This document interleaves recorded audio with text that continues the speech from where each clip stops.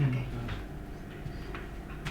Hello everyone, my name is Miriam and I'm a mom, a software developer and a programming teacher. And for the past 2 years I've spent the naps of my baby drawing and writing stories for kids about computers and technology. May I ask how many parents are there in the room? Hey, that's great. How many uncles, aunts? Yeah.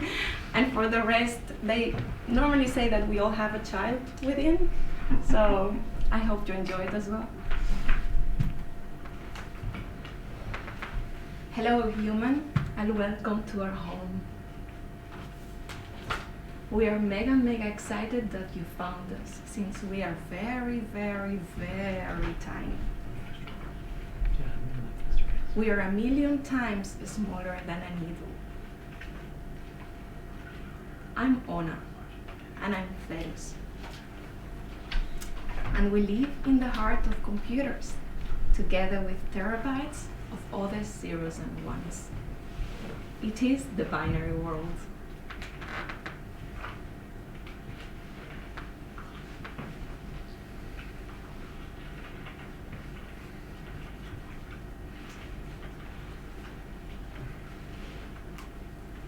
We now live in a world in which it is way more likely that our kids become familiar with computers than to meet a cow in real life. Still, if you browse through children's books, you'll find many farms and very few computers. What would happen if we tell our kids stories about binary code while learning to count? Or if they hear about RGB codes while learning about colors? And here, I'm not saying that we raise programmers or tech wizards all over the place, but that we give children a bigger understanding of the world around them, so that it becomes part of their toolkit to help them build the world that they want to live in whatever way they choose. Can I have also read that book? There you go. She needed to make. So, what happens if my child is not into computers? Well, guess what? I was also not into computers. Growing up, my dad wanted me to go into computer science, but I had to find my own way. So instead, I went to college and I studied architecture. After a while, I quit my job as an architect and I taught myself how to code. It took me 30 years, 30, to find the colorful, the creative, the human side of technology. And that's why I think it's important to come up with new, fresh, exciting, innovative ways to introduce the world of technology to our kids, to reach as many of them as we can, because today's world really needs many different types of people to start thinking about technology and to care about it. So what's coming?